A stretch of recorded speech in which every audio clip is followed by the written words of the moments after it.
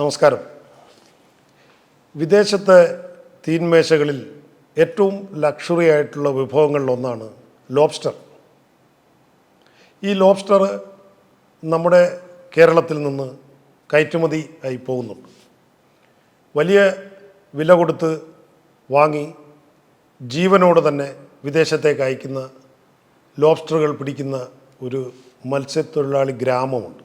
കൊല്ലത്ത് ശക്തികുളങ്ങര മരുത്തടി ഒഴുക്കുതോട് തീരത്താണ് ഇത്.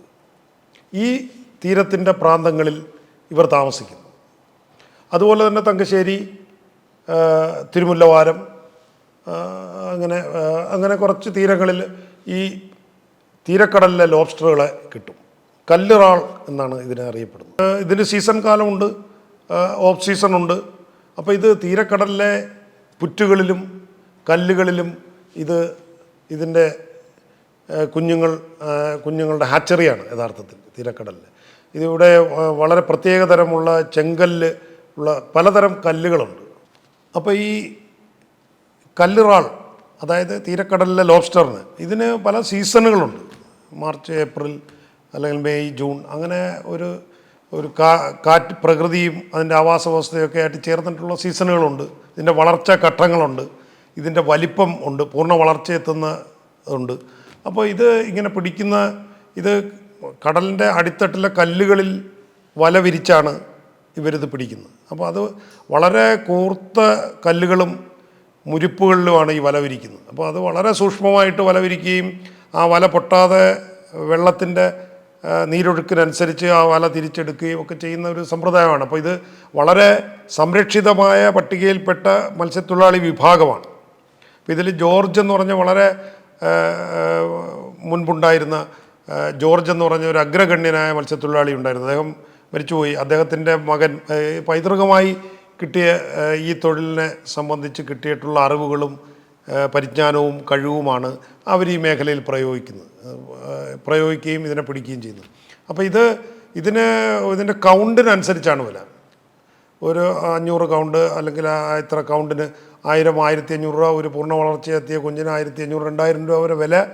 ഇവിടെ ഓപ്പൺ മാർക്കറ്റിലെ ഇവരുടെ ഫിഷ് ലാൻഡിങ് സെൻറ്ററിൽ തന്നെ ഇതിനെ ജീവനോടെ അതിൻ്റെ വ്യാപാരികൾ വന്ന് പർച്ചേസ് ചെയ്യുകയാണ്.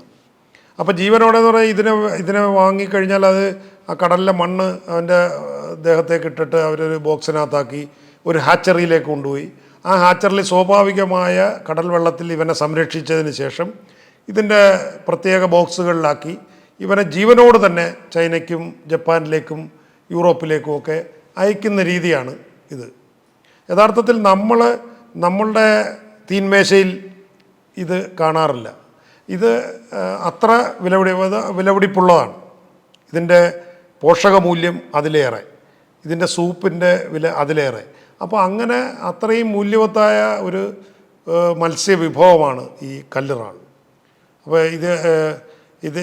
ഇതിനോടൊപ്പം തന്നെ ഇതിൻ്റെ ജോർജ് എന്ന് പറഞ്ഞ മുൻപുണ്ടായിരുന്ന മത്സ്യത്തൊഴിലാളി ജോർജിൻ്റെ മകൻ ദാസൻ, അദ്ദേഹം ഇതിൽ വിദഗ്ധനായ ഒരു മത്സ്യത്തൊഴിലാളി. അദ്ദേഹം യഥാർത്ഥത്തിലൊരു കടൽ ജീവി തന്നെയാണ്. അദ്ദേഹം എല്ലാ സമയവും കടലിൻ്റെ രൂപമാറ്റങ്ങളും വെള്ളത്തിൻ്റെ നീരൊഴുക്കും ഒക്കെ ശ്രദ്ധിക്കുകയും ഇതിനെ പിടിക്കുകയും ചെയ്യുന്നതിൽ വളരെ വിദഗ്ധനാണ്. അതുപോലെ തന്നെ ഒരു കുറച്ചധികം മത്സ്യത്തൊഴിലാളികൾ ഇതിൽ പരമ്പരാഗത മത്സ്യത്തൊഴിലാളികൾ ഈ കാര്യത്തിൽ ഫോക്കസ് ചെയ്ത് നിൽപ്പുണ്ട്.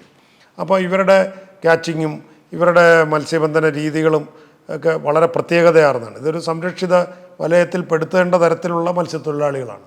അപ്പോൾ ഈ കൊഞ്ചുകൾ കുറച്ചധികം, അങ്ങനെ ഓവറായിട്ടല്ല, ഇത് കുറച്ചധികം കിട്ടുന്നത് സീസൺ കാലത്താണ്. അല്ലാത്തപ്പോൾ വളരെ കുറച്ച് മാത്രമേ ഉണ്ടാവൂ. ആ സമയത്ത് ഇവർ മറ്റ് ഞണ്ടുകളും മറ്റ് മത്സ്യങ്ങളും മറ്റ് ഇതര പരമ്പരാഗത മത്സ്യത്തൊഴിൽ മേഖലകളിൽ വ്യാപരിച്ചാണ് ഇവർ ഉപജീവനം കഴിക്കുന്നത്. അപ്പോൾ ഈ അടുത്ത കാലത്ത് കിട്ടിയ ചില പ്രത്യേകതരം കൊഞ്ചുകൾ, അതിൻ്റെ രൂപ സൗകുമാര്യമൊക്കെ കണ്ടിട്ട് നമ്മൾ തെയ്യത്തിൻ്റെ മുഖമെഴുത്ത് പോലെ അതിൻ്റെ മുഖവും അതിൻ്റെ ആ കളറും അതിൻ്റെ നിറവും ഒക്കെ കണ്ടിട്ട് തെയ്യത്തിൻ്റെയോ അല്ലെങ്കിൽ നമ്മൾ ഈ കഥകളിയുടെ മുഖമെഴുത്ത് പോലെ അത്ര മനോഹരമായ ഒരു മുഖ സൗന്ദര്യമുള്ള കൊഞ്ചാണിത്. മീൻസ് ലോബ്സ്റ്ററാണിത്. ഇത് കാണാൻ തന്നെ ഒരു ഭംഗിയാണ്.